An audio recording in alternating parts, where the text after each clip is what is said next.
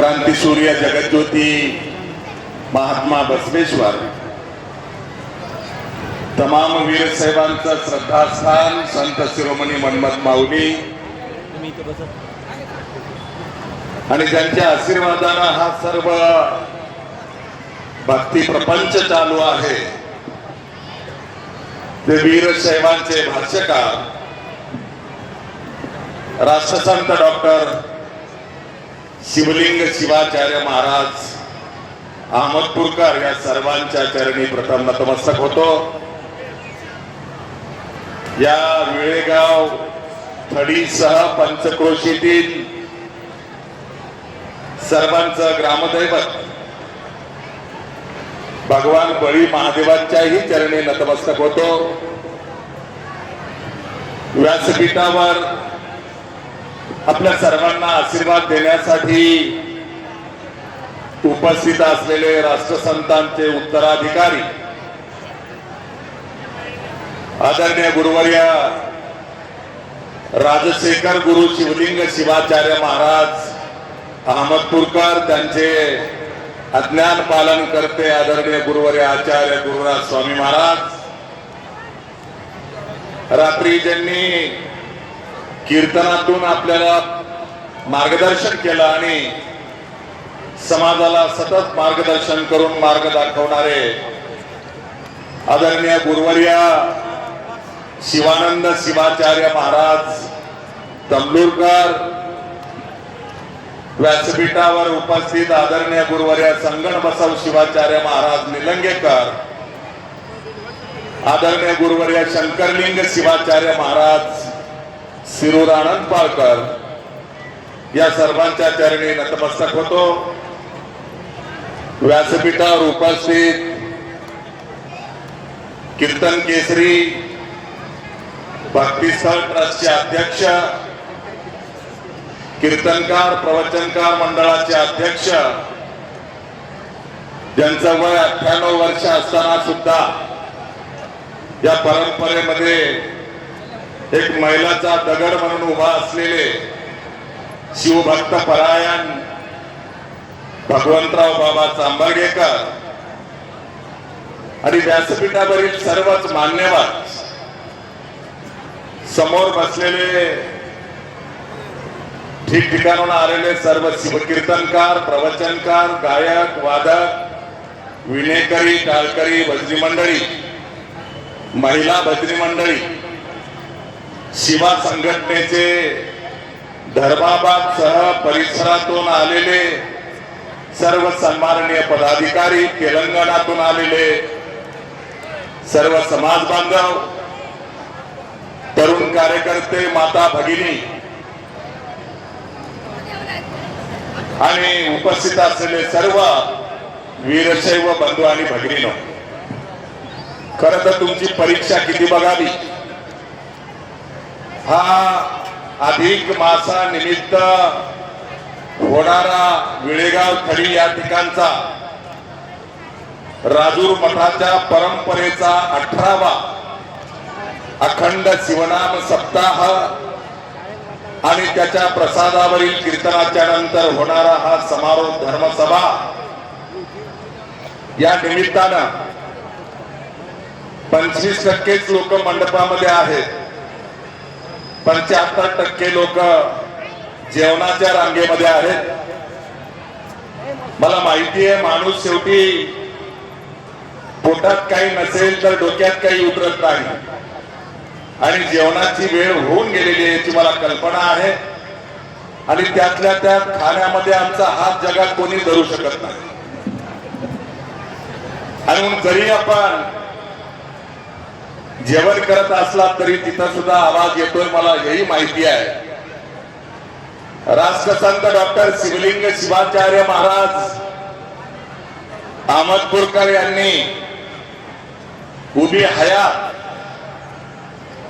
ही महाराष्ट्र, तेलंगणा, कर्नाटकातील वीरशैव लिंगायत समाजासह बहुजन समाजाला भक्तीचा मार्ग दाखवण्यामध्ये घालवली आणि त्यांनी घालून दिलेली परंपरा, त्यांनी दिलेला विचार, त्यांनी दाखवलेला भक्तीचा मार्ग त्या मार्गाने आदरणीय राष्ट्रसंत आपल्यातून शरीर रूपानं गेल्याच्या नंतर सुद्धा हा त्यांच्या गैरहजेरी मधला आणि उत्तराधिकारी म्हणून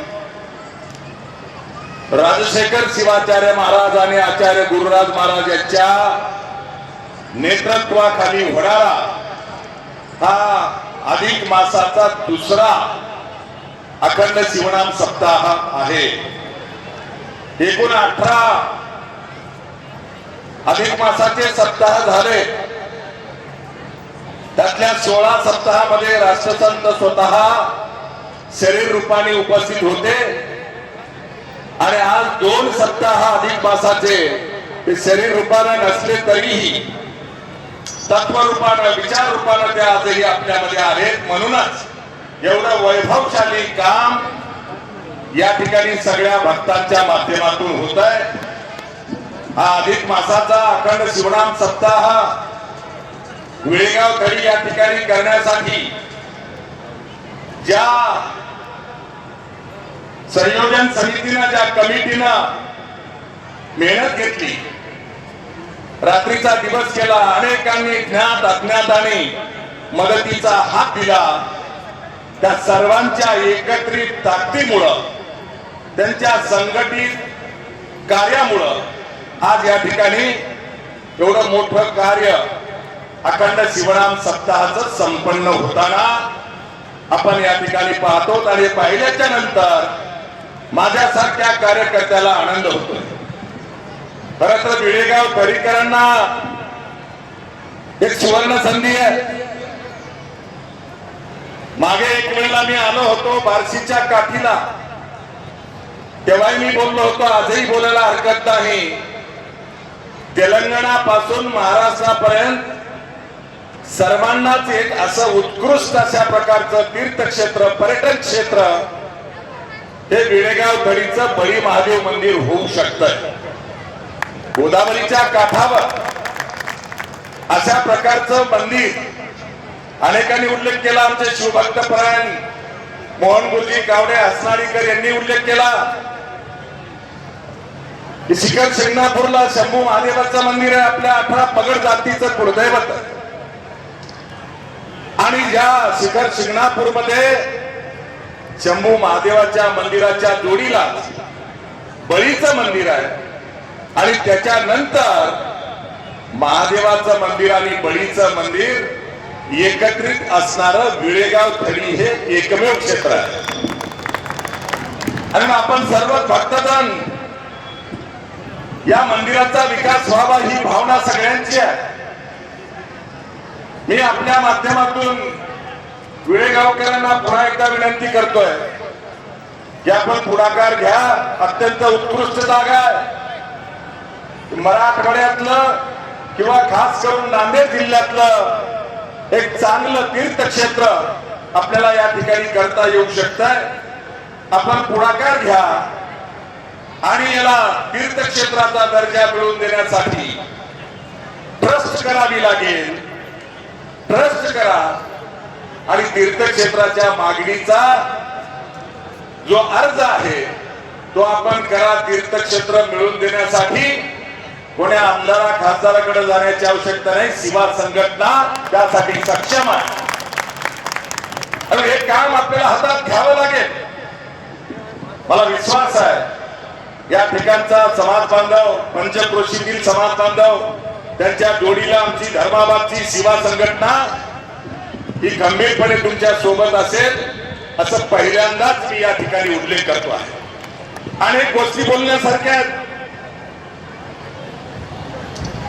माझा काल मुक्काम झाला. खर तर गुरुराज स्वामींचा मला रात्री 1 वाजता फोन आला आणि मला सांगितलं की सगळ्या कार्यकर्त्यांची इच्छा आहे की आरतीला तुम्ही आलं पाहिजे. परमरहस्य पारायणाच्या समारोपाच्या आरतीला तुम्ही आलं पाहिजे. मित्र, सगळे काम सोडून कार्यकर्त्याच्या आग्रहाला दाद देण्यासाठी मी कालच या ठिकाणी आलो आणि मी स्वतःला भाग्यवान समजतो की अधिक मासाच्या या अखंड शिवनाम सप्ताहामध्ये मलाही ठरवून सुद्धा वेळ मिळायचा नसला तरी राष्ट्रसंतांचा आदेश मानून मी या ठिकाणी मला 2 दिवस या अखंड शिवनाम सप्ताहामध्ये राहता आलं, मलाही भक्तीमध्ये सहभागी होता आलं. त्यामुळे मी स्वतःला या ठिकाणी धन्यवाद समजतो. आणि मग रात्रीचा मुक्काम पडल्याच्या नंतर मी शिवा संघटनेच्या धर्माबादच्या पदाधिकाऱ्यांना म्हणालो की आता माझा मुक्काम पडला तर दिवस कारणी लागला पाहिजे. आणि मित्रो, महाराष्ट्रामध्ये, तेलंगणामध्ये, कर्नाटकामध्ये, देशामध्ये जेव्हा मी फिरतो तेव्हा अनेक गोष्टी आपल्याला करायच्या असतात, संकल्पना मनामध्ये असतात. त्याच धर्तीवर आमच्या सगळ्यांच्या मनामध्ये संकल्पना होती की धर्माबाद तालुक्यामध्ये किंवा धर्माबाद शहरामध्ये एकही महात्मा बसवेश्वरांचा पुतळा नाही. आणि मग विषय निघाला, आमच्या समाजामध्ये अनेक दानशूर माणसं आहेत, अनेक भक्तिमान माणसं आहेत किंवा अनेक समाजाप्रती उतराई होण्याची भावना ठेवून जगणारे माणसं आहेत. आणि त्यामुळं अशा प्रकारचा विषय निघाल्याच्या नंतर मंगनाळीचे शिवभक्त परायण शिवदासप्पा मानेलू, शिवदासप्पा लक्ष्मणप्पा मानेलू यांच्या नावाचा उल्लेख झाला. आणि मंगनाळीमध्ये महात्मा बसवेश्वरांचा पुतळा बसवायला शिवदासप्पा मानेलू हे रोडवरची त्यांची जागा द्यायला तयार आहेत असा विषय निघाला. आणि मित्र, त्यांना सुबश्य शीघ्रम ही भूमिका घेऊन मी आमच्या पदाधिकाऱ्याला म्हणालो की लगेच बोलवा, उद्याचं काम आज करा, आजचं आत्ताच करा. आणि अर्ध्या तासामध्ये मंगनाळीचे शिवदासप्पा असतील, आमचे पदाधिकारी नागराजप्पा आहेत किंवा सरपंच आणि इतर मंडळी ताबडतोब त्या ठिकाणी आली. आणि एका शब्दावर शिवभक्तपरायण शिवदासप्पा मानेलू मंगनाळी यांनी महात्मा बसवेश्वरांचा पुतळा मंगनाळीमध्ये रोडवर मोक्याच्या ठिकाणी बसवण्यासाठी 3 गुंठे जागा दान देण्याचं मान्य केलं. 3 गुंठे जागा त्यांनी दान देण्याचं मान्य केलं. आणि आमच्या कार्यकर्त्यांनी सांगितलं की 5 गुंठे झालं तर बरं होईल. मित्र, त्यांनी 5 गुंठे ही जागा द्यायला होकार दिला. पण त्यांच्यासाठी एकदा टाळ्या वाजवा. मी तर असं म्हणेल की मंगनाळीमध्ये महात्मा बसवेश्वरांचा पुतळा बसवायला शिवा संघटना शाखा मंगनाळीला दानपत्र करून 5 गुंठे जागा शिवभक्तपरायण शिवदासप्पा लक्ष्मणप्पा मानेलू यांनी दिलेली आहे. दानपत्राचा बॉन्डही त्यांनी आज या ठिकाणी आणलेला आहे. सरपंच समोर बसलेत माझ्या. त्यांनी आम्ही 4च्या दरम्यान भेटलो, त्याच्यानंतर 1 तासामध्ये दानपत्र केले. आणि दानपत्र करून आज 5 गुंठे जागा मंगनाळीमध्ये महात्मा बसवेश्वरांचा पुतळा उभा करण्यासाठी शिवदासप्पांनी दिलेली आहे. त्यांची इच्छा आहे की पुढच्या वर्षी येणारी महात्मा बसवेश्वरांची जयंती ही मंगनाळीमध्ये पुतळ्याजवळ झाली पाहिजे. फुकटच्या टाळ्या वाजवायला सुद्धा कंजूसी आम्ही वाणी आहे ना. अरे दान देणाऱ्याने दिलं ना. आता बाकीचं दान द्यायला समाज आहे, भक्कम आहे, मला विश्वास आहे. आणि आजच्या या व्यासपीठावरून जसं राजशेखर शिवलिंग शिवाचार्य महाराजांनी कीर्तनातून वेळेगाव खेडकरांना आवाहन केलं की आता हा अधिक मासाचा सप्ताह झाला, ही परंपरा दरवर्षी चालू करा. म्हणजे आपण इथं ज्या उद्देशानं भक्ती मार्गासाठी आलो तो वाहता झरा, विचाराचा झरा हा पुढे वर्षानुवर्ष चालला पाहिजे अशा प्रकारची सूचना राष्ट्र सरकारचे उत्तराधिकारी राजशेखर गुरु शिवलिंग शिवाचार्य महाराजांनी केली आणि मला विश्वास आहे महाराज की नक्की विळेगाव खडीकर दरवर्षी हा अखंड शिवनाम सप्ताहाची परंपरा या ठिकाणी चालवते. त्याला जोडूनच आजचं पवित्र काम जर काय असेल तर धर्माबाद तालुक्यामध्ये मंगनाळी हे गाव हे पहिलं गाव ठरणार आहे, मानकरी गाव ठरणार आहे, ज्या ठिकाणी शिवदासप्पा मानेलू यांनी 5 गुंठे जागा दान दिली. आता उर्वरित काम नक्की समाज पुढाकार घेऊन करेल आणि पुढच्या वर्षीच्या अक्षय तृतीयेपर्यंत महात्मा बसवेश्वरांच्या घोड्यावरच्या महात्मा बसवेश्वरांच्या पुतळ्याचं अनावरण नक्की केलं जाईल असा विश्वास आजच्या प्रसंगी देतो. खरं तर शिवदासप्पा मानेलू यांचा सत्कार हा व्यासपीठावर होणं आवश्यक आहे. मला माहिती आहे, मला इतरही बोलायचंय, पण एवढं मोठं पवित्र काम ज्या व्यक्तीने उदार मनाने केलं त्यांचा सत्कार हा गुरुवरांच्या हस्ते व्यासपीठावर करण्यात येईल. मी त्यांना विनंती करतो की आपण व्यासपीठावर या. मला सांगण्यात आलं की ते दवाखान्यात गेले आणि त्यांचे जावई शिवभक्तपरायण चंद्रकांत अप्पा बाबूराव अप्पा छपरे हे या ठिकाणी त्यांच्या वतीने सत्कार घेणार आहेत. मी शिवदास अप्पाच्या जावयांना विनंती करतो की आपण व्यासपीठावर येऊन गुरुवरांच्या हस्ते हे पवित्र काम केल्याबद्दल या ठिकाणी सत्कार स्वीकारावा. सत्कार यासाठी आहे की यातून अनेकांना ऊर्जा मिळू शकेल, अनेकांना प्रेरणा मिळू शकेल, म्हणून हा सत्कार आहे. जिथं कुठं असतील आहेत का चंद्रकांतजी छपरे आहेत का नाही? ठीक आहे, आल्यानंतर त्यांचा सत्कार केला जाईल. शिवदास अप्पा मानेलूच्या नावाने पुन्हा एकदा टाळ्या वाजवा. आता थोड्या बऱ्या वाजल्या. बांधवांना मी जास्त आपला वेळ घेणार नाही. मला 2 मुद्दे मांडायचे या ठिकाणी.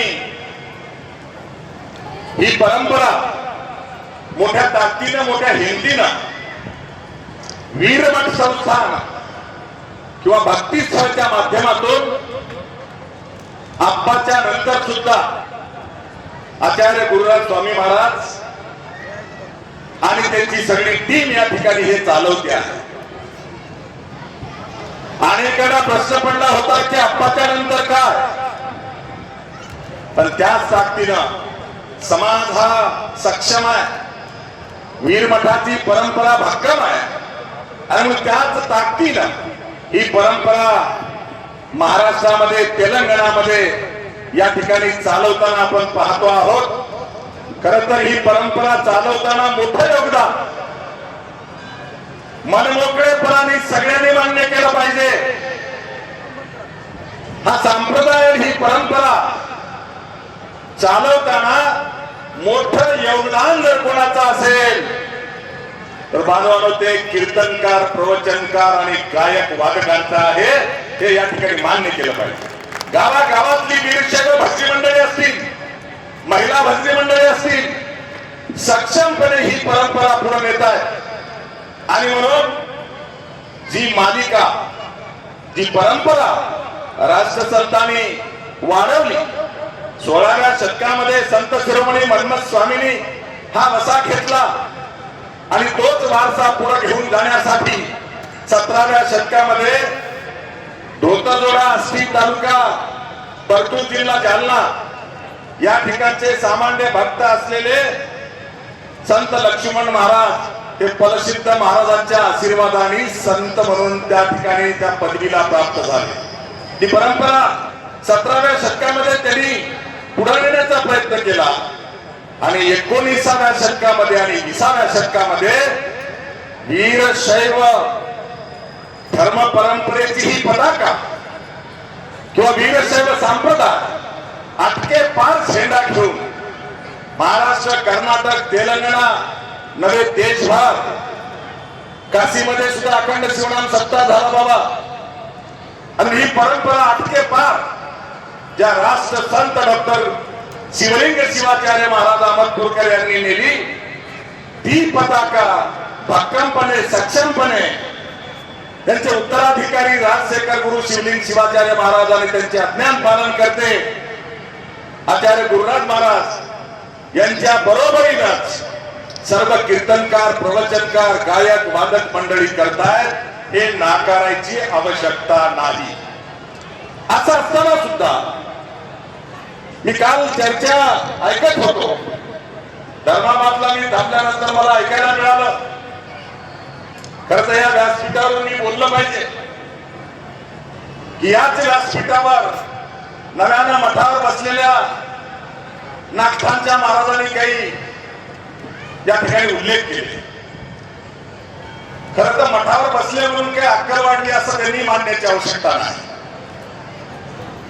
वर्षानुवर्ष आमच्या संप्रदायातले कीर्तनकार आहेत, प्रवचनकार आहेत, गायक वादक आहेत, भजनी मंडळी आहेत, विलेकरी आहेत, टाळकरी आहेत, ही परंपरा मोठ्या नेटानं पुढे नेत आहेत.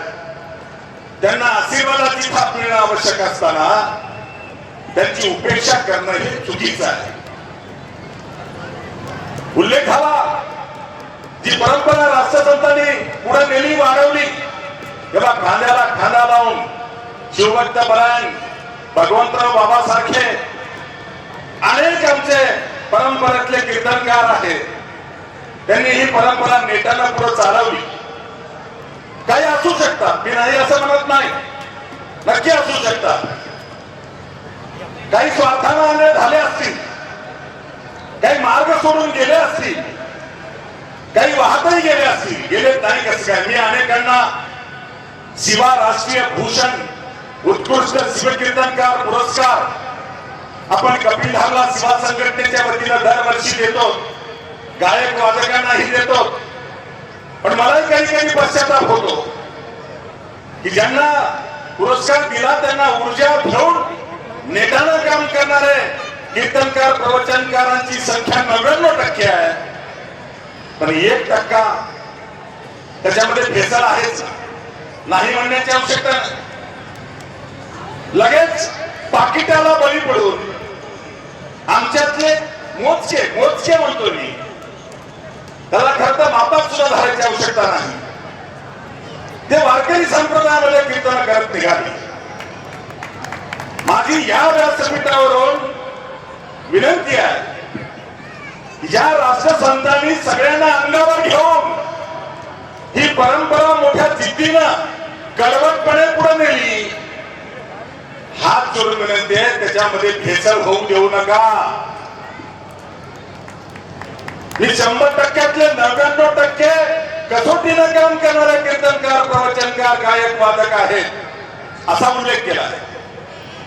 पण जे 1% अशा प्रकारचा प्रयोग करतात, त्यांच्यामुळं काल मठावर बसलेल्या शिवाचार्यांना 98 वर्षाच्या शिवभक्त भगवंतराव बाबा सारख्यांना किंवा घरावर तुळशीपत्र ठेवून कीर्तनकार, प्रवचनकार म्हणून काम करणारे आमचे मोहन गुरुजी कावडे सारखे किंवा शिवभक्त परायण शिवशरण गुरुजी रटकर सारखे असे शेकडोनी पुरुष आणि महिला कीर्तनकार आहेत.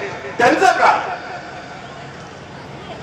जोखीमला जीव हातात धरून रात्रीचं 12चं कीर्तन संपल्यानंतर एकटे घरी यायचं, खेड्यापाड्यामध्ये हिंडायचं. ही खरं तर कीर्तनकार मंडळी आमच्या संप्रदायाची हे मुख्य प्रचारक आहे. असं असताना 1% कीर्तनकारांच्या चुका झाल्या असतील, नाही असं मी म्हणत नाही, त्यांना आपल्या मापात सुद्धा धरू नका. परंतु 99% कीर्तनकार, 99% गायक वादक, 99% प्रवचनकार ते अत्यंत प्रामाणिकपणे धर्मवाणीचं काम करत आहेत, परंपरा पुढे नेण्याचं काम करत आहेत. तर आपण त्यांचं कौतुक केलं पाहिजे.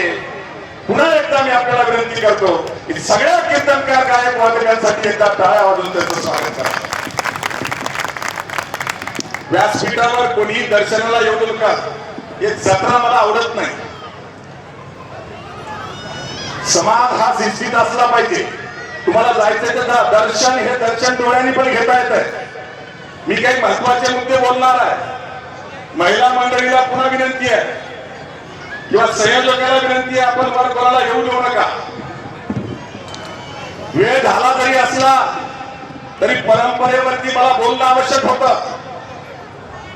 आता काय काय बोलू मी? जसा उल्लेख केला 1% चुकून काही कीर्तनकार चुकीचे पावलं उचलत आहेत.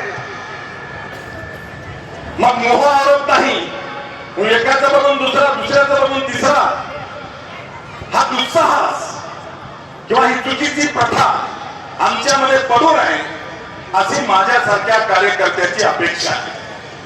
आणि सगळ्या कीर्तनकार, प्रवचनकार, गायक, वादकांना माझी विनंती आहे की आपण सुद्धा यावर चिंतन करून, तुम्हाला कोणीतरी बोललं म्हणजे समाजात काम करणाऱ्या आम्हाला सुद्धा त्याची चिंता वाटते आहे. आणि ती वेळच येऊ नये, बोलण्याची संधी कोणाला मिळू नये याची काळजी आपण घेण्याची आवश्यकता आहे. तर नाथांच्या महाराजाचा मी नाव घेऊन उल्लेख केला यासाठी की ते त्यांचं अज्ञान आहे. नवीन बसलेत मठावर, कदाचित त्यांना ही परंपरा माहिती नसेल, काय कष्ट करावे लागतात त्याचा अनुभव नाही त्यांना, आणि म्हणून ते कदाचित बोलले असतील तर त्यांचं बोलणं हे कीर्तनकार, प्रवचनकार, गायक, वादक मंडळींनी मनावर घेऊ नये. एकट्यामध्ये त्यांना ही ज्येष्ठ शिवाचार्य मंडळी आहे ती नक्की त्यांना समजून सांगतील. आणि पुन्हा असं द्वेषभाव निर्माण केला हे मला कळलं. गुरुराज महाराज, मला कळलं, तुम्ही कोणी मला सांगत नाही, पण मला कळालं ते समाजापुढे मांडणं माझं काम आहे. भेदभाव निर्माण करण्याची आवश्यकता नाही.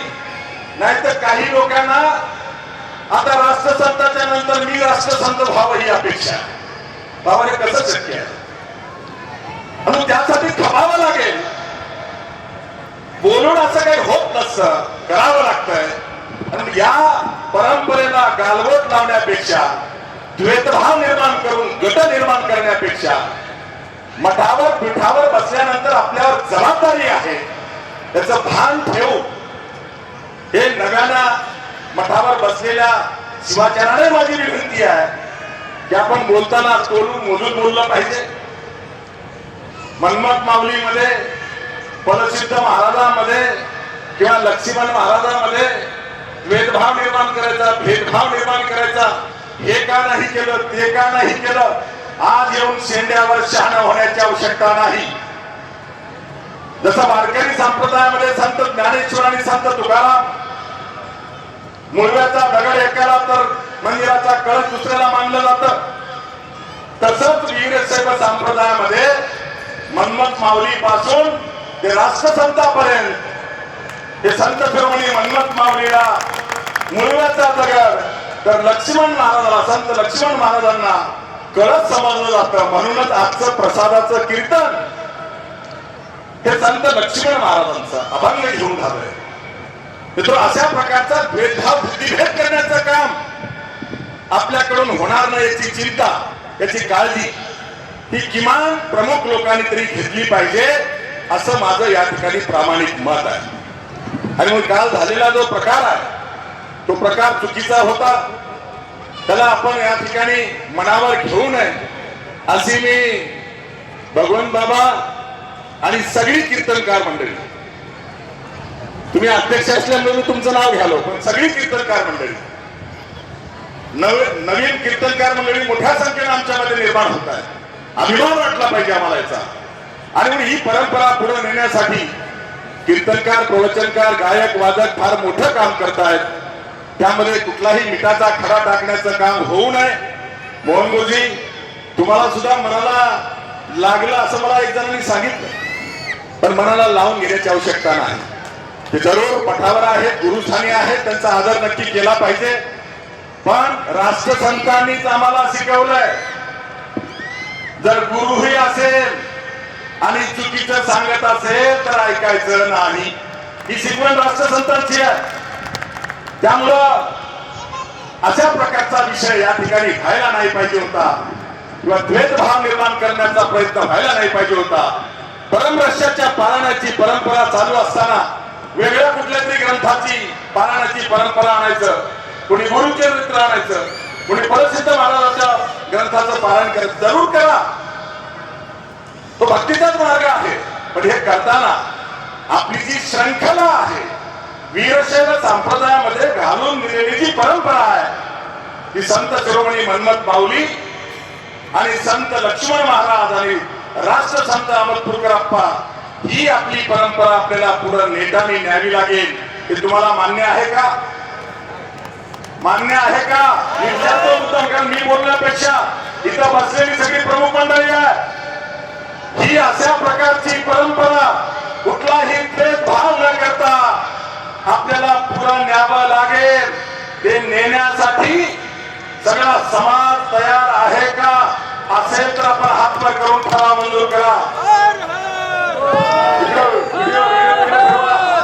वर हात करा. महिला सुद्धा, झोपलेल्या महिला सुद्धा.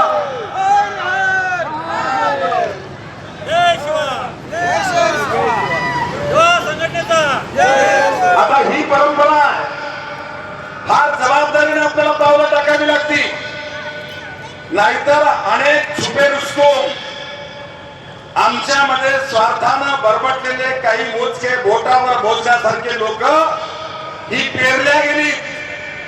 ते बुद्धिभेद करून आमच्यामध्ये कसे गट निर्माण होतील, तो त्या मठाचा हा ह्या पीठाचा ते कसं केलं जाईल आणि समाजाला एकत्र कसं येऊ देता येणार नाही, यासाठी काही काम करणाऱ्या यंत्रणा आहेत, त्यांच्यापासूनही आपल्याला सावध राहण्याची आवश्यकता आहे. आणि म्हणून हा संप्रदाय, हा समाज भक्कमपणे पुढे न्यायचा असेल, राष्ट्रसंतांची गादी ज्या ताकदीला आदरणीय गुरु राजशेखर गुरु शिवलिंग शिवाचार्य महाराज अहमदपूरकर या कमी वयामध्ये नेतात, ही खरं शक्ती, ही ताकद किंवा हा साक्षात्कार हा राष्ट्रसंतांनी त्यांच्यामध्ये भरला आहे असं म्हटलं तरी वावगं ठरू नये.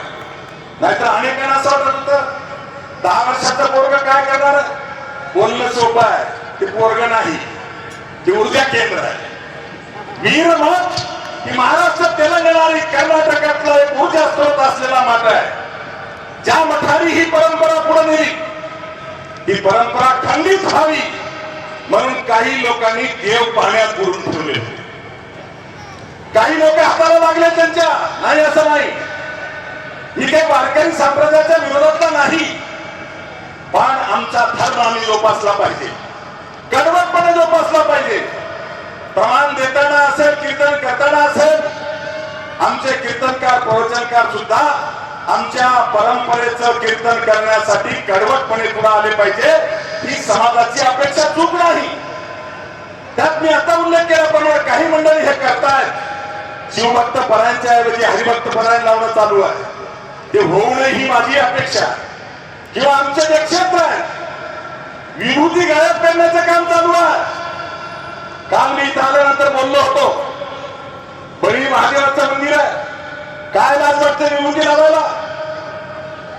विभूती लावा ना. ते चंदनाचा फटका लावणं चालू आहे. वा, कशासाठी? ज्यांचं आहे त्यांनी जरूर लावावं. आपण त्यांचा द्वेष करायचा नाही, पण आम्ही आमचा धर्म जपला पाहिजे ना. स्वच्छ विभूती लावा ना. कोणी चंदनाचा लावालय, कोणी कुंकाचा आरवा पट्टा लावलाय, कोणी गोल कट्टा लावालाय. हे कुठेतरी थांबलं पाहिजे. आमची ओळख बुडवण्याचं काम जर आमच्याकडून होणार असेल तर किती अखंड शिवनाम सत्य केले तर फरक पडेल का? नाही पडणार. आणि म्हणून मी सगळ्यांना या ठिकाणी विनंती करणार आहे, मठावर पीठावर बसलेल्यांना सुद्धा विनंती आली. आता खरं तर काही मठावर पीठावर बसलेले सुद्धा बिघडले, काही ना करत नाही मी. जे बिघडले त्यांच्या विरुद्ध ठोस भूमिका आम्ही घेत आलो.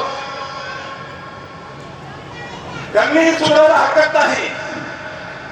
आपण आपल्या परंपरेचं काम केलं पाहिजे. जे मठ आणि पीठ आपल्या पूर्वजांनी निर्माण केले ते धर्म प्रचार करण्यासाठी आता भलतच काही मंडळी करतायत. ती सुद्धा 1% आहे. 99% आजही चांगले आहेत. आपण चांगले जे आहेत त्यांना सोबत घेऊन पुढे जाण्याची आवश्यकता. 1% जे बिघडले त्यांना सुधारण्यासाठी काम करा. आणि आजच्या प्रसंगी मला हा उल्लेख या व्यासपीठावरून काही गोष्टी बोलल्या गेल्या म्हणून मला करावा लागतोय. माझी हात जोडून विनंती आहे बाबांनो, अस्सगंध ठिपका टुपका लावू नका. आता काही मंडळी गोर मध्यभागी ते कोणता काही महाराज आहे, कोणता एवढं मोठं कुंकू लावणारे कोण बघितले? कालीचरण बजाओ ताली, नाम से काली. अरे वा, आमचा धर्म काय सांगतोय? कशाला काय विचार व्हायचं आम्हाला? आणि म्हणून कपाळावर विभूती लावायची आहे म्हणजे अलीकडे फॅशन निघाली. आता एक अष्टगंध लावायला विभूती सुद्धा 3 पट्ट्यामध्ये लावायला कोणी तयार नाही. आणि काही ठिकाणी तर आमच्या मठामध्ये शिव महापुराण चालू आहे. आणि ते शिव महापुराण भस्म नाही, अष्टगंध लावून चालू आहे. दुर्दैव आहे. आम्ही बोललो पाहिजे याच्यावरती. का बोलू नाही? मी कालचं एक शिव महापुराण गुरुराज महाराज तुमचा फोन आला आणि त्याच्यानंतर इकडे यायचं माझं काल ठरलं. मी पहाटेच्या 5 वाजेपर्यंत शिव महापुराण त्या साईडवर जाऊन ऐकत होतो. तळपायाची आग मस्तकाला जात होती. काय सांगा बरं मी, ते मनुवादी आम्हाला शिकवणार आहेत का? आणि या मनुवाद्याचा शिकाव आमच्या संप्रदायामध्ये, आमच्या समाजामध्ये, आमच्या मठामध्ये झाला नाही पाहिजे. ही भूमिका समाज म्हणून डोळसपणाने कडवटपणाने दुनियाने आम्ही घेतली पाहिजे. काय सांगत होता तो शिव महापुराण सांगणारा जगदीशानंद म्हणून? तो सांगत होता की मला महादेवाचं लग्न झालं. हिमालयाची मुलगी पार्वती महादेवाला दिली आणि महादेवाचं लग्न झालं. लग्न झाल्यानंतर पार्वती म्हणाली म्हणे की देवा आपल्याला घर कुठं आहे? महादेव म्हणाले की हे गुफा आपलं घर आहे. पार्वती म्हणाली की गुफा कसं घर राहील, मला घर द्या. आणि मग ते महादेवच होते. महादेवाने सोन्याचं घर निर्माण केलं. आणि मग पार्वती म्हणाली आता वास्तुशांती करायला ब्राह्मण आणावा लागेल. लाज वाटली पाहिजे तुम्हाला. अरे शिव महापुराण सांगता का तुम्ही? महादेवानं मला सोन्याचं घर निर्माण केलं आणि त्या घराची वास्तुशांती करायची अशी पार्वती देवी म्हणाली. आणि ते वास्तुशांती करायला ब्राह्मण बोलवा म्हणाली. आणि महादेवाने ब्राह्मण बोलवला रावण. आणि रावणाने महादेवाच्या सोन्याच्या घराची वास्तुशांती केली. महाराज मी ऐकलेलं सांगालोय. माझी तळपायाच्या मस्तकाला गेलेली आहे. ते कोणी असं मला काही त्याची परवा नाही. आणि मग रावणाने ब्राह्मण म्हणून महादेवाच्या घराचं वास्तुशांती केली. आणि मग महादेव रावणाला म्हणाले म्हणे की ब्राह्मण देवा तुम्हाला काय दक्षिणा देऊ? आता महादेव त्या रावणाला ब्राह्मण देव म्हणून म्हणाले. ब्राह्मण देवा तुम्हाला काय दक्षिणा देऊ? रावण म्हणाला की मला हे घर दक्षिणा द्या. आणि मग महादेव भोळा आहे. महादेवाने ते सोन्याचं घर दक्षिणा म्हणून रावणाला दिलं आणि ती सोन्याची लंका झाली. मग मला पार्वती रुष्ट झाली. जरा ऐकू द्या, जरा ऐकू द्या. माझ्या पोटात आग पडली, मला बोललं पाहिजे. आणि मग रावण दक्षिणेमध्येच लंकेला घर घेऊन गेला सोन्याचं. पार्वती रुष्ट झाली, रुसली. आणि मग ते रुसून बसल्यानंतर पार्वतीनं रावणाला शाप दिला की माझा नवरा हनुमानाचं रूप घेऊन येईल आणि मी त्याची शेपटी होऊन येईल, तुझी सोन्याची लंका घालून टाकेल. वा, लाजा वाटल्या पाहिजे सगळ्यांनो. तुमचे बाप दादे पूर्वज ब्राह्मणांची इथं आले नव्हते तेव्हा आम्ही मूलनिवासी आहे. आम्ही या भूमीचे मालक आहोत. आमचा देव सगळ्या देवांचा बाप आहे. असं असताना महादेव म्हणतो म्हणे रावणाला की तुम्ही वास्तुशांती केली, रावण देवा तुम्हाला काय दक्षिणा देऊ. आणि त्याच्या पुढं का सांगतो लक्षात ठेवा, रोजच जेवण केला होता, पण हे बोललं पाहिजे, मला वेगळं बोलण्यापेक्षा आज हे बोललं पाहिजे. आणि मग रावणाची लंका ही हनुमानाला जाळली. हनुमानाची शेपटी म्हणजे पार्वती, आपण नाही पार्वतीचा आम्हाला चीड काय येत नाही. आणि त्याच्या पुढे जाऊन सांगितलं की महादेवाला वर्ष झालं लग्न होऊन मुलबाळ होत नव्हतं. आणि म्हणून महादेव आणि पार्वती हे जगातले पहिले वारकरी आहेत की ज्यांनी पंढरपूरची जोडीने पायी यात्रा केली. खेटर एवढं आणलं पाहिजे का नाही? तुम्हाला पटाले काय? जा युट्यूबवर ऐका. महादेव आणि पार्वती हे पहिले वारकरी जगातले, आणि त्यांनी मला जोडीनं पंढरपूरची पायी यात्रा केली. वाह. आणि म्हणून हा भरवा जगदीशानंद गुरु जो आहे ना, त्या जगदीशानंदचा मी सेवा संघटनेच्या वतीनं आणि आपल्या सगळ्यांच्या वतीनं जाहीर निषेधाचा ठराव मांडतोय. आपण त्याला या ठिकाणी हात वर करून संमती द्या. समोर हात घ्यायचे आणि हा व्हिडिओ त्या भरव्या जगदीशानंदला पाठवला जाईल. त्याच्या पुढे दरवाजा आलाय, एखादा मत नावा तयार झाला पाहिजे. जोपर्यंत जगदीशानंदचं तोंड काळं करेल त्याचा कपिल धारमध्ये सेवा संघटना सत्कार केल्याशिवाय राहणार नाही. का बदला वाटत नाही आम्हाला? कुठं चाललो आम्ही? सहन करायचं का आम्ही हे सगळं?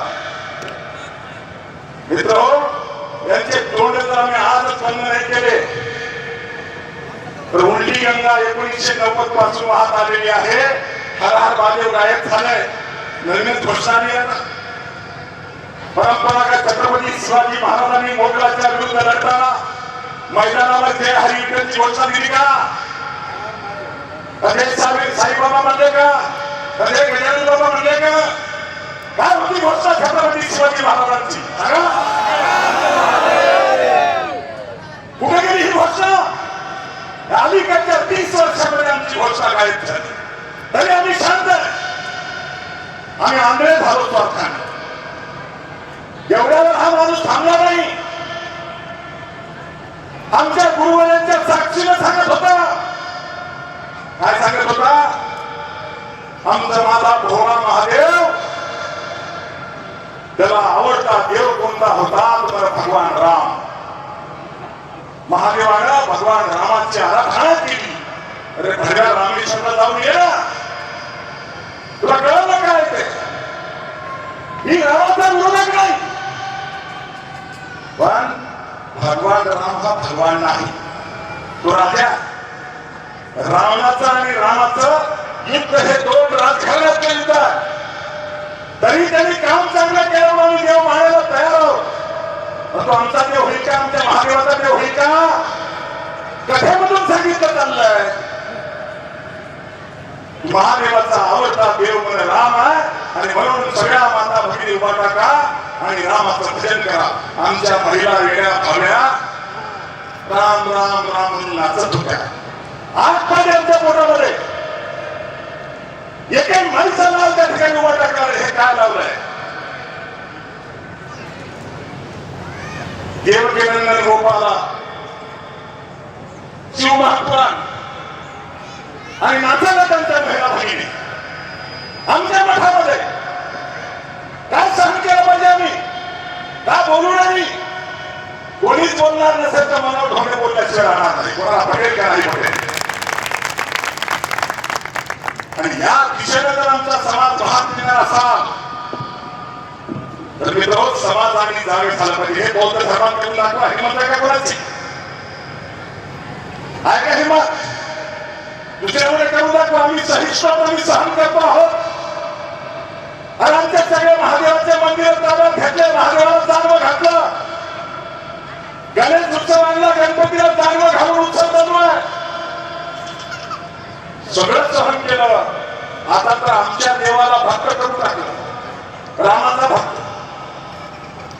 आणि ही उलटी गंगा जर वाहत असेल, संप्रदाय म्हणून तुमची माझी जबाबदारी आहे, समाज म्हणून तुमची माझी जबाबदारी आहे.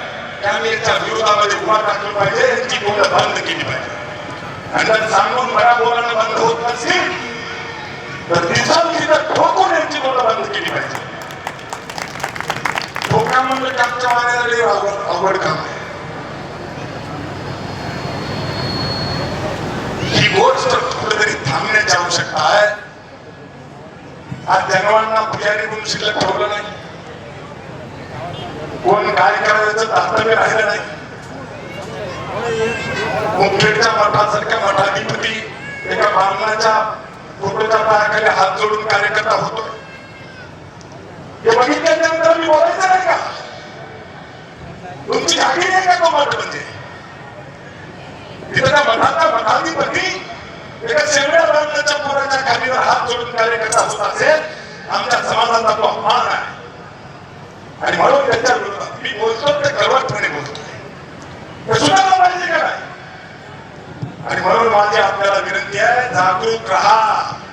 जे काही शिल्लक राहिले कोणभोग दक्षिण भारतामध्ये हे आता शेवटच्या टप्प्यात आणण्याची व्यवस्था चालू आहे. तुम्हाला आम्हाला नामशेष करण्याची यंत्रणा काम करते आहे. आमच्यातले काही शिकंडी हाताला ठेवून आमच्या अंगावर सोडायचं काम होईल. नक्की ते छळाच्या ऐपत सेवा संघटनेच्या मावळ्यांमध्ये आहे. आम्ही नक्की ते करू. समाज म्हणून तुम्ही आम्ही सगळे जागरूक झालं पाहिजे, एवढीच आजच्या प्रसंगी माझी आपल्याला विनंती आहे. राष्ट्रसंतांचं व्यासपीठ आहे, त्यांनी आयुष्यभर वाहन केलेल्या समाजाला, पंढरपूरची वारी करणाऱ्याला, गळ्यात तुळशीची माळ घालणाऱ्याला, गळ्यामध्ये दीक्षा देऊन लिंगच्या अप्पांनी बांधला, त्यांची परंपरा चालवणारं हे व्यासपीठ आहे. आम्ही इथं कट्टरच बोललं पाहिजे, कट्टरच चाललं पाहिजे आणि आपलं चालवलं पाहिजे. कोणाला ही परंपरा मला पुढे नाही लागेल. आणि म्हणून समाज म्हणून सुद्धा माझी आपल्याला विनंती आहे, स्वच्छ विभूती लावा. अनेक महादेवांच्या मंदिरामध्ये आता आडवी विभूती लावणं बंद झालंय, चंद्राची कोरण उभा आणलंय. आता महादेवाला उभा करून लावायला सुरू करतील. जाणून तर घातल्या अगोदरच थोडंच सोडायला चला. समाज म्हणून सुद्धा दर्शन घेताना हे बघितलं पाहिजे. आम्ही कपाळाच्या कोण लावायला ते सुद्धा बघितलं पाहिजे. आणि भस्माशिवाय काही लावू नका. मी आदरणीय तमलोकर अप्पाला साष्टांग दंडवत करेल. काल जे अप्पा तुम्ही वाक्य वापरले, माझ्यासारख्या कार्यकर्त्यांचं कॉलर टाईट झालं. काय वाक्य वापरलं? आई जरी असेल आणि गळ्यात लिंग नसेल तर पाया पडू नका.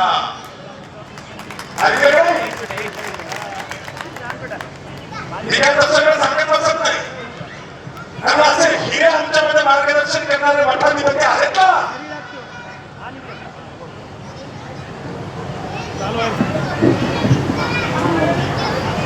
माझी आपल्याला विनंती आहे, बोटावर मोजण्यासारखे 1, 2, 4, 2 आहेत, नक्की आहे. त्यांच्याकडे लक्ष देऊ नका. समाजाचं अस्तित्व टिकवण्यासाठी मी एक घोषणा करणार आणि माझं भाषण संपवणार आहे. सध्या भारत देशामध्ये जनगणना चालू आहे. जनगणनेचा पहिला टप्पा सुरुवात झाला. 3 टप्प्यामध्ये जनगणना होणार आहे.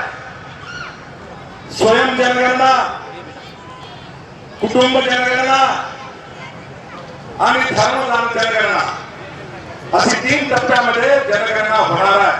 शेवटपर्यंत माझा आवाज येतोय का? शेवटचा माणूस हात वर करून सगळा आवाज येतोय? ओके.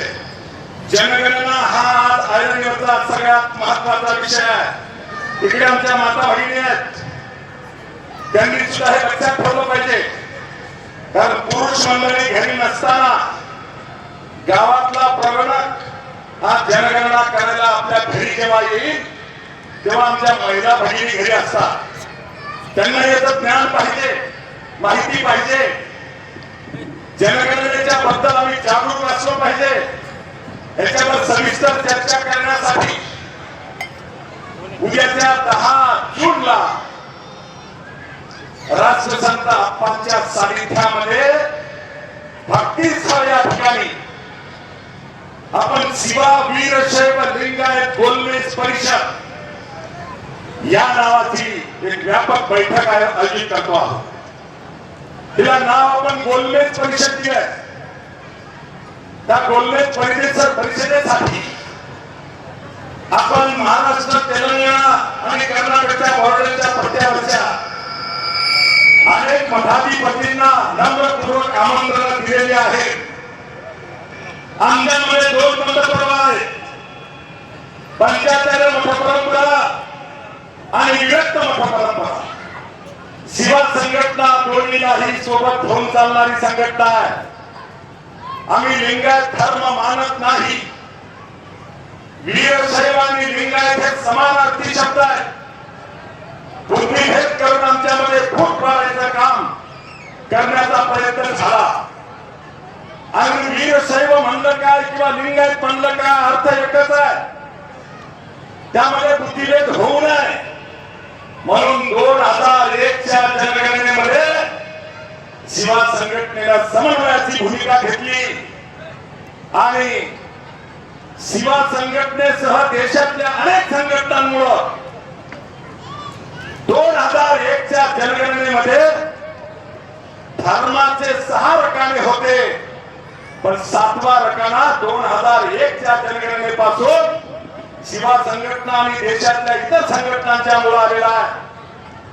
आणि आम्ही 2001ची जनगणना, 2011ची जनगणना या दोन्ही जनगणनेमध्ये धर्माच्या 7 नंबरच्या रकान्यामध्ये आपला धर्म हा वीरशैव लिंगायत लिहा असं आवाहन केलं.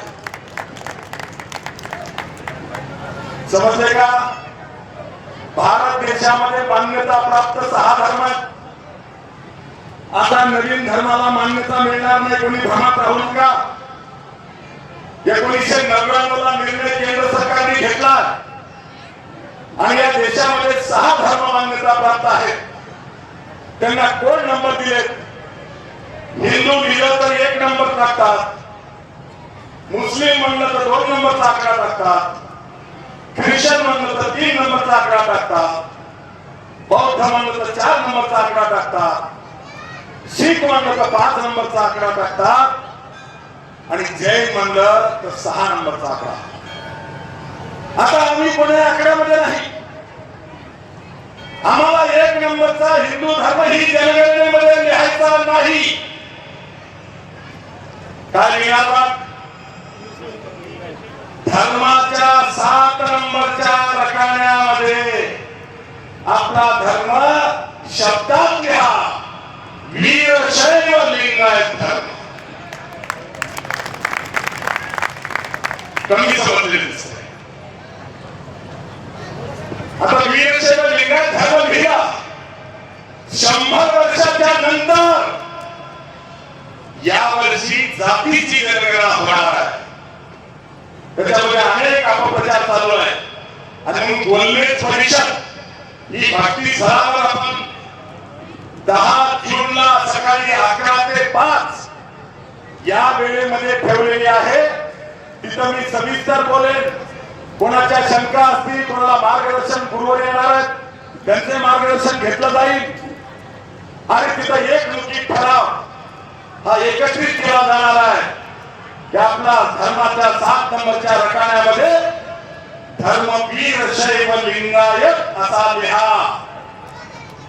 आता काही लोक म्हणाले फक्त लिंगायत लिहा, कोणी म्हणाले हिंदू लिहा, कोणी म्हणाले हिंदू वीरशैव लिहा. समाजामध्ये संभ्रम निर्माण झाला. मित्र, माझी आपल्याला विनंती आहे, कोणीही जरी काही सांगितलं तरी जनगणनेमध्ये आम्हाला हिंदू लिहायचं नाही.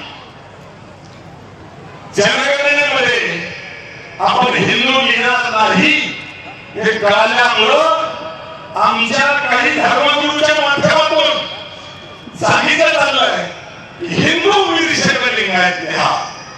हा धोका, ही फसवणूक आहे. जनगणना सारखं काही फॉर्म कागदावर येणार नाही. मोबाईलवर किंवा त्यावरती डिजिटल जनगणना आहे आणि तुम्ही 7 नंबरच्या रकान्यामध्ये एखाद्या धर्मगुरूचा ऐकून जर हिंदू वीरशैव लिंगायत लिहायला सांगितलं तर त्यांनी त्या 7 नंबरच्या रकान्यात हिंदू शब्द टाईप केल्याबरोबर एक आकडा पडतं आणि पुढचं कट होऊन लॉक होतं. हा बघा ही फसवेगिरी आहे. म्हणून कोणीही जसं पूर्वी आपल्या देशावर इंग्रजांनी राज्य केलं, हिंदूंना बाटवण्यासाठी शिक्षण करण्यासाठी ते बंदुकीच्या गोळीला कारतूसाला गाईचा मांस लावायचे आणि मग म्हणायचे तू गाईचा मांस खाल्लास तू बाटला स्वतः ख्रिश्चन. तसं मनुवादी लोक नागपूरमध्ये जे हेडक्वार्टर करून बसलेली मंडळी आहे त्यांचे एजंट होऊन जर आमचेही काही लोक आले आणि त्यांनी जर सांगितलं हिंदू वीरशैव लिंगायत लिहा तर बांधवांना ऐकू नका. त्याचं कारण तुम्ही हिंदू लिहा म्हणल्यानंतर ऐकणार नाही. म्हणून हिंदू वीरशैव लिंगायत लिहा म्हणून सांगतात. 7 नंबरच्या रकान्यामध्ये हिंदू शब्द टाईप केल्याबरोबर तो मोबाईल किंवा टॅब लॉक होणार आहे. एकचा आकडा पडेल हिंदूचा आणि मोबाईल लॉक होऊन जाईल. पुढे वीरशैव लिंगायत टाईप करता येत नाही. आणि ही फसवेगिरी सुद्धा लक्षात घेतली पाहिजे. म्हणून बांधवांनो आपल्याला 7 नंबरच्या रकान्यामध्ये आपला धर्म वीरशैव लिंगायत लिहायचा आहे.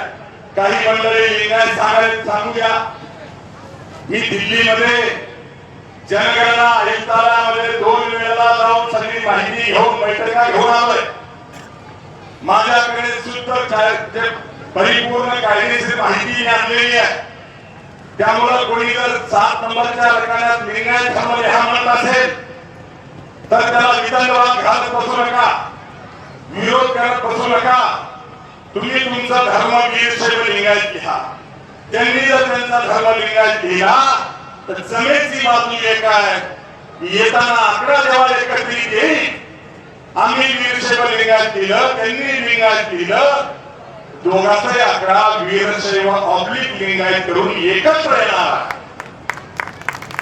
त्यामुळे त्यावरती शक्ती खर्च करू नका. त्याला सांगू द्या आपण जागरूकपणे वीरशैव लिंगायत सांगा. आमचा विरोध कशाला असेल?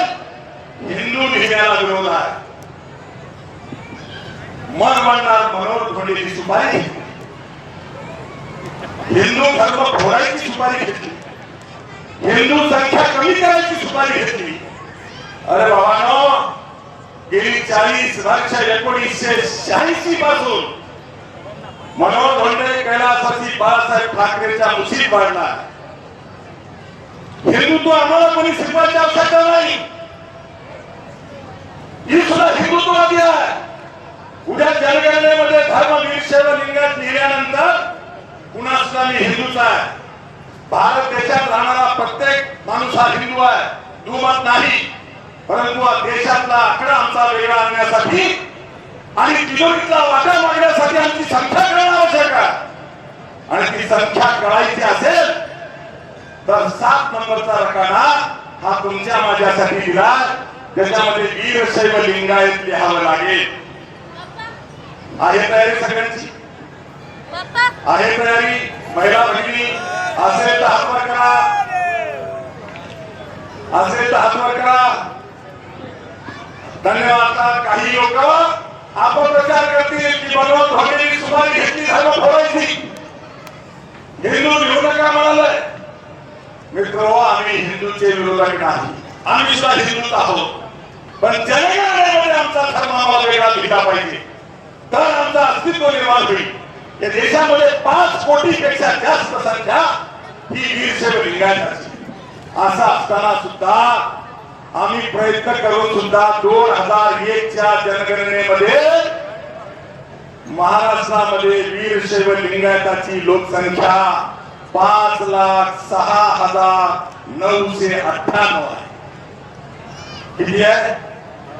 एवढे तर आमच्या मंडपात होते. अप्पा होते एवढे तिथं मंडपात होते. महाराष्ट्रातली आमची लोकसंख्या शिवा संघटनेने वीरशैव लिंगायत लिहायला सांगून 2001च्या जनगणनेमध्ये आमचा आकडा किती आलाय? जा तुम्ही नेटवर जा, इंटरनेटवर censusindia.government.in या वेबसाईटवर जा, तुम्हाला सगळे आकडे मिळतील. आमची महाराष्ट्राची लोकसंख्या ही 5,06,000. कर्नाटकाची लोकसंख्या 49,05,000. मान्य आहे का मला? असं का झालं? आम्ही आंधळे होतो, आम्ही वाहत गेलो, आम्ही 7 नंबरच्या रकान्यात आमचा धर्म वीरशैव लिंगायत लिहिला नाही म्हणून एवढी कमी संख्या. येणाऱ्या जनगणनेमध्ये तुम्हाला जाणीवपूर्वक प्रचार करावा लागेल. आम्ही भक्तीस्थळावरची 10 जूनची बैठक झाली ती इलेक्ट्रॉनिक मीडियाला आमचा एकत्रित ठराव घोषित करू. त्याच्यानंतर शिवा संघटना म्हणून आम्ही प्रत्येक जिल्ह्यावर पदाधिकाऱ्यांचे मेळावे घेणार आहोत. ते मेळावे तालुक्यावर जातील, तालुक्याचे पदाधिकारी गावात जातील, गावातले पदाधिकारी घराघरात जातील. ही यंत्रणा राबवावी लागेल. आमचे कीर्तनकार प्रवचनकार मंडळी आहे, इतिहासातले प्रमाण जरूर द्या, परंतु 1 फेब्रुवारी पर्यंत तुम्हाला आता जनगणनेवर सुद्धा प्रबोधन करण्याची आवश्यकता आहे.